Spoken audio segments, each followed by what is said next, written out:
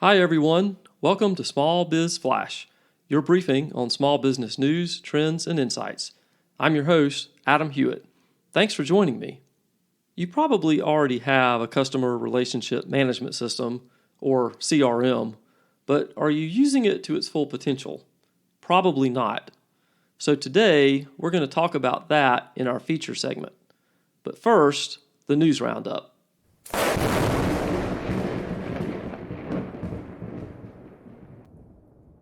Small business lending has both tightened and gotten more expensive in the last year, making access to capital a real challenge for owners. Now, in a sweeping set of policy changes, the Small Business Administration has increased the pool of eligible lenders, relaxed some requirements for an SBA-backed loan, and simplified the application process.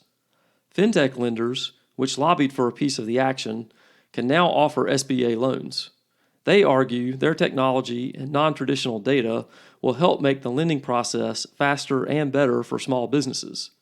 Lenders, whether traditional or fintech, will now have more flexibility in underwriting, such as relying less on past performance of loan repayment for younger companies, instead looking more at financial forecasts.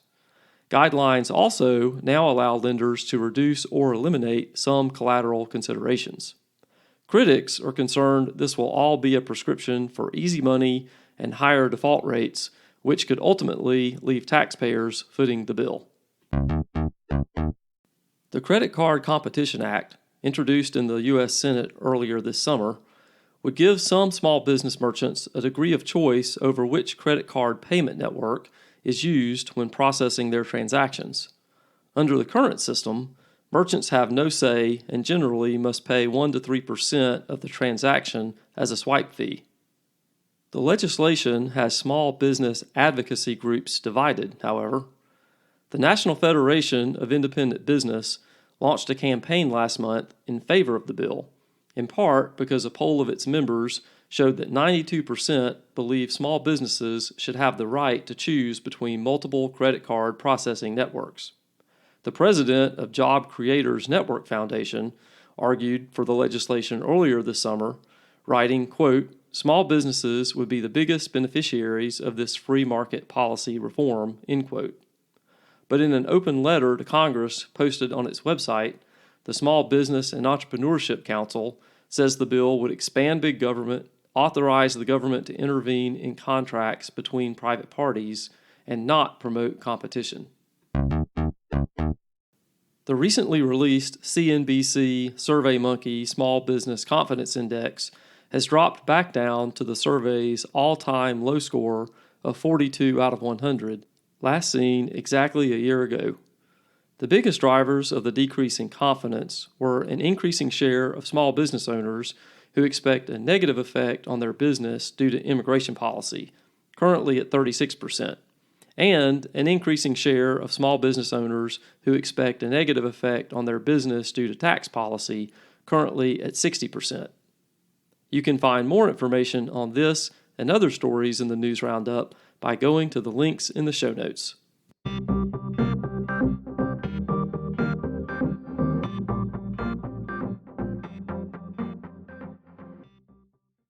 Small business owners, you need the pros at SBS Accounting and Advisors to keep your AP, AR, and financial statements on track.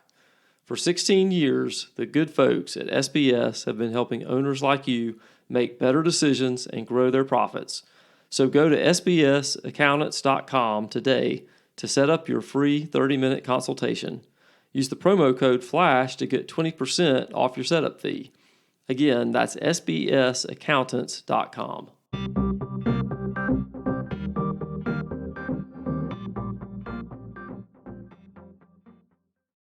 Today, we're discussing how to get more juice out of your CRM or customer relationship management system. Now, many small businesses already have a CRM in place, but these platforms can be very robust, and you may not be taking full advantage of the functionality you have available to you. Now, as a side note, if your small business does not already have a CRM, get one as soon as possible. And you may be asking why. So as you'll see as we discuss this a little bit further, when CRMs are utilized correctly, they bring an abundance of benefits, including more efficient workflows, better communications with prospects and customers, and just a whole bunch of stuff. So you're going to have excellent ROI on your setup cost and your monthly subscription fee over time. And we're going to talk more about this in future episodes too, but go get a CRM. There are a lot of options out there if you don't already have one. Some of the most popular for small companies include HubSpot, Zoho CRM, Monday Sales CRM, Insightly, and Pipedrive, just to name a few, but there are dozens of solutions. Okay, so back to the main point. We're assuming that you have a CRM up and running and you've done some basics like you've put all of your customer and prospect contacts into it. Maybe you've also done something like put an email newsletter together and you're putting that out there to your general email audience through your CRM. So that's great. But there are a lot of other things you can do. So here are 3 more ways to leverage your CRM to boost your company performance.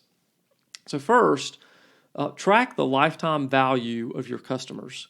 You can set up reporting in your CRM to monitor the revenue generated by each client over their lifetime with you, or even in a given time period, like every year or quarter. You can also analyze historical patterns, and then you can use statistical analysis to even predict future behavior, like regression analysis, for example. Some CRMs will do the heavy lifting of prediction for you with artificial intelligence or AI. Using this kind of data will help you more keenly discern which customers are most important in the long run and target your marketing and sales efforts more precisely. It's also going to give you insight into what is currently working and what's failing. Second, depending on the nature of your sales process and your industry, you may have to communicate personally with clients, but almost every business can benefit from some level of customer communication automation. So set up as many automatic communication points along the way as possible to notify customers of progress during the sales journey. If you're in a business where customers go through a multi-stage servicing process after the deal is won, you can minimize the time that your employees either type emails or make phone calls or send text messages to the customer giving status updates. Instead, you can set up your CRM to automatically notify the client after each stage in the process has been completed. As a side note here, you can create reports to alert you and your employees when certain milestones in the servicing process are not reached in a predetermined time frame, so that you could indicate when potential problems start to arise. Hopefully you're starting to see some real uses for a CRM. So a third and final way to harness the strength of your CRM, at least for today, because of time constraints. I mean, there are dozens of these we could talk about, and again, we'll hopefully do some more shows in the future on this topic. But a third way is by standardizing the workflow for common processes. So building out step-by-step procedures that must be followed and tracked will give everyone more clarity and accountability. And additionally, when an employee is out sick or on vacation, it will make it much easier for another employee to service the absent employee's customer accounts. This standardization and optimization of workflow is extremely powerful. And this one thing alone could save you tens or hundreds of thousands of dollars a year. Now, why do I say that? Well, because if you are really good at optimizing your CRM and your workflow within that CRM, then you can get a lot more work done with the same number of employees.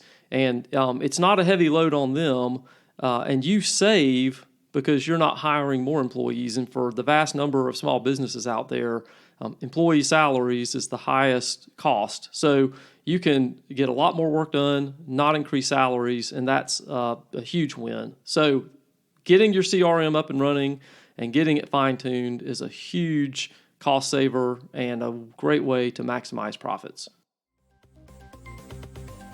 That's the show for this week. Please tell someone about the podcast, and a comment on LinkedIn, Facebook, or YouTube would be great as well.